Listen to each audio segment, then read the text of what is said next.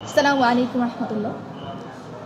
আজকে অফিসিয়াল বিবৃতির আগে আমি একটু সংক্ষিপ্ত একটা ইন্ট্রো দিতে চাই যে আজকে কেন আমরা এখানে একত্রিত হয়েছি এবং কোন প্ল্যাটফর্ম থেকে আমরা একত্রিত হয়েছি। 2022 সালে বাংলা ডিপার্টমেন্ট কর্তৃক আমাদের একজন বোনকে হিজাব নিকাব করার কারণে হেনস্থার প্রতিবাদের রেশ ধরে আমাদের যাত্রা শুরু হয়েছিল, প্রোটেস্ট অ্যাগেন্স্ট হিজাবফোবিয়া ইন্ডিয়া। সেই সময় করোনার সময় তাকে বাইবা নিতে দেওয়া হয় না, মানে তাকে নিকাব খুলতে বলা হয়। বোনটি যখন বারবার অনুরোধ করেন যে একজন ফিমেল ফ্যাকাল্টি দ্বারা বা ফিমেল স্টাফ দ্বারা যাতে তাকে শনাক্তকরণ করা হয়, তখন তার ভাইবাটা অ্যাকচুয়ালি নেওয়া হয় না। পরবর্তীতে এই ধরনের ঘটনা আবার পুনরাবৃত্তি হয়। বাংলা ডিপার্টমেন্টে আমরা 3 জন বোনকে পাই, 3 জন ভিকটিমকে পাই যারা হিজাব নিকাবের কারণে হেনস্থার শিকার হয়। ওই ঘটনার প্রেক্ষিতে আমরা এই প্ল্যাটফর্মে যাত্রা করি 2022 সাল থেকে।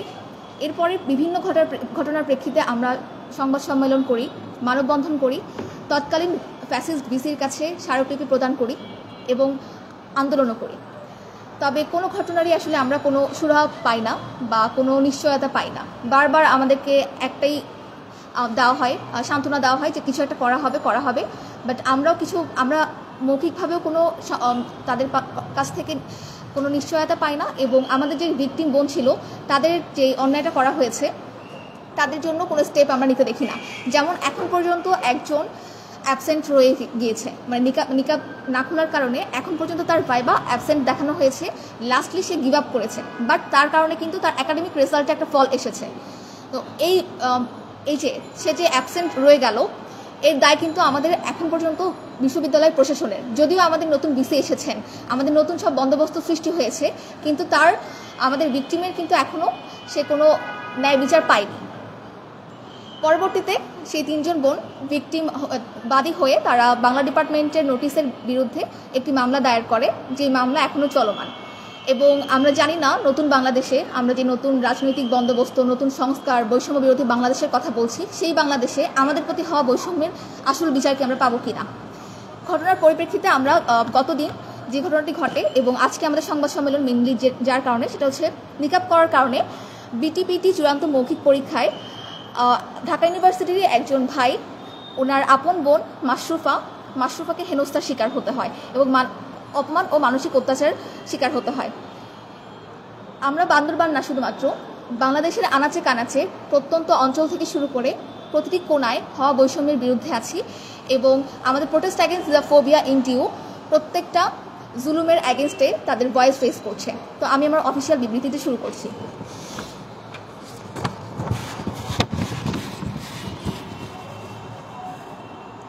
প্রিয় গণমাধ্যম কর্মী, উপস্থিত সকল সাংবাদিকবৃন্দ এবং আমাদের প্রিয় সহযোদ্ধারা, আসসালামু আলাইকুম রহমতুল্লাহ। আজ আমরা অত্যন্ত গুরুত্বপূর্ণ ও উদ্বেগজনক একটি বিষয় নিয়ে আপনাদের সামনে হাজির হয়েছি। আমাদের উদ্দেশ্য হলো একটি খুবই নিন্দনীয় ও অগ্রহণযোগ্য ঘটনার বিরুদ্ধে প্রতিবাদ জানানো, যা আমাদের বোন মাশরুফা সাইদির সাথে ঘটেছে, যিনি একটি প্রাথমিক বিদ্যালয়ের শিক্ষক এবং BTPT basic training for primary teachers প্রশিক্ষণার্থী ছিলেন। ঘটনাটি হচ্ছে গতকাল 28 এপ্রিল 2025 তারিখে বান্দরবানের টিটিআই প্রাথমিক শিক্ষক প্রশিক্ষণ ইনস্টিটিউট কেন্দ্রে চূড়ান্ত মৌখিক পরীক্ষা চলাকালীন সময়ে মাশরুফা সাইদিকে তার পোশাক ও হিজাবের কারণে অকথ্য মানসিক অত্যাচার ও হেনস্থার শিকার হতে হয়েছে। এটি শুধু একটি সাধারণ দুর্ব্যবহার নয়, বরং এটি তার ব্যক্তিগত স্বাধীনতার প্রতি তীব্র আঘাত এবং নারীর প্রতি সামাজিক অবজ্ঞার শামিল। এই ঘটনার সময় বান্দরবানের ডিপিও মোফাজ্জল হোসেন খান ও ইন্সট্রাক্টর জেনারেল মশিউর রহমান মণ্ডল মাশরুফাকে প্রকাশ্যে অপমান করে এবং তাকে তার পোশাক নিয়ে প্রশ্নবিদ্ধ করেন। তাদের কাছ থেকে পাওয়া কিছু অবমাননাকর প্রশ্ন ছিল এমন: আপনার মুখ বন্ধ কেন? আপনি এরকম হলে প্রাইমারিতে কেন আসছেন? এখনো আপডেটেড হতে পারেন না কেন? আপনি এরকম হলে চাকরি ছেড়ে চলে যান। আপনার মুখে বন্ধ রাখলে কোনো পাপ মোচন হবে। আপনি জানেন এই পর্দা করার কারণে একজনকে আমরা সাসপেন্ড করেছি। সাংবাদিক ভাইরা, আমরা বলতে চাই, এ ধরনের প্রশ্ন শুধু মাশরুফার ব্যক্তিগত স্বাধীনতা ও ধর্মীয় অধিকারকেই ক্ষুণ্ণ করেনি, বরং এটি নারী হিসেবে তার এজেন্সি, সেটির কালেকটিভ অবমাননা করা হয়েছে বলে আমরা মনে করি। মাশরুফা সাইদি কেবল তার ধর্মীয় বিধান পালন করেছেন, যেটি তার মৌলিক অধিকার। বাংলাদেশের আইনেও এই ইস্যুতে তাকে বিন্দুমাত্র প্রশ্নবিদ্ধ করার সুযোগ নেই। আমরা স্পষ্টভাবে বলতে চাই, এই ধরনের আচরণ কোনোভাবেই গ্রহণযোগ্য নয়। এটি কেবল মাশরুফা সাইদি বা তার মতো অন্যান্য নারী শিক্ষিকার প্রতি অবিচার নয়, বরং এটি পুরো সমাজের জন্য একটি হুমকি, যেখানে ধর্মীয় স্বাধীনতা এবং মানুষের অধিকারকে কাঠামোগত বিদ্বেষের শিকারে পরিণত করা হচ্ছে।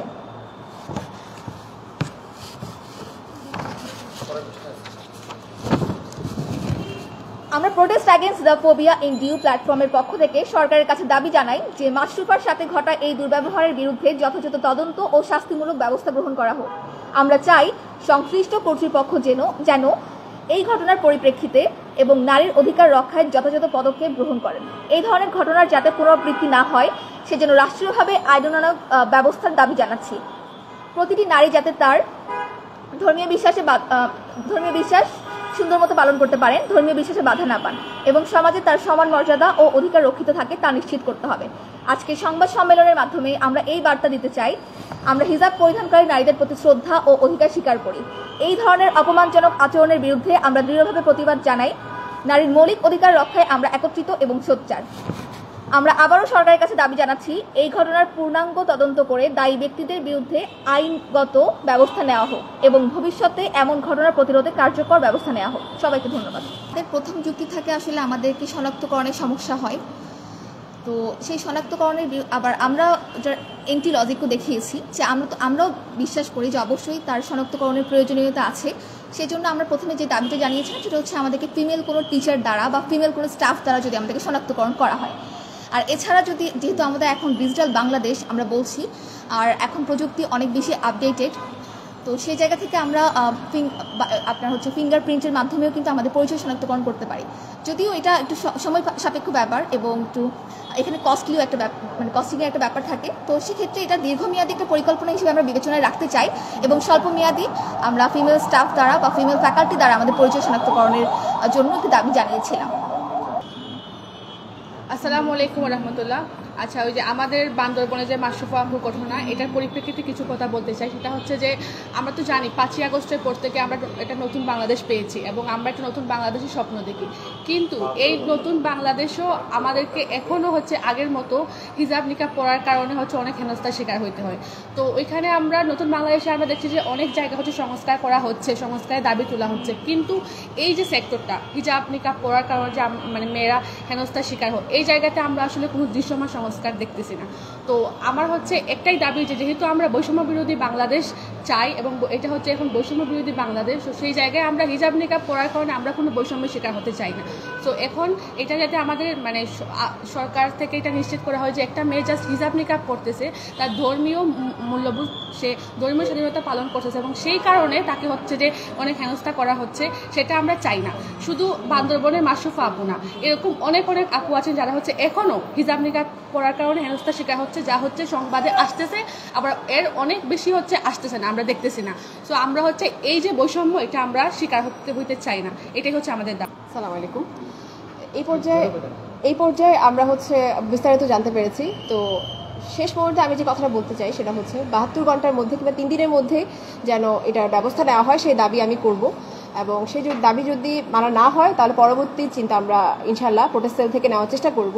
তবে এইখানে আমি আহ্বান করব যে প্রোটেস্ট এগেন্স্ট হিজাবফোবিয়া ইন ডিউ, এটা যেন শুধুমাত্র ডিউ পর্যন্ত সীমাবদ্ধ না থাকে, কারণ ঢাকা ইউনিভার্সিটি অলরেডি আমরা এখনো পর্যন্ত একটা মৌখিক সম্মতি পেয়েছি প্রোটেস্ট সেলের, আমাদের হিজাব বিদ্বেষ বা হচ্ছে হিজাবের বিরুদ্ধে যে আমাদের কটূক্তি, সেই হেনস্থার সংস্কারের জন্য আমরা এখন পর্যন্ত একটা মৌখিক আমরা সম্মতি আশ্বস্ত হয়েছি আমরা।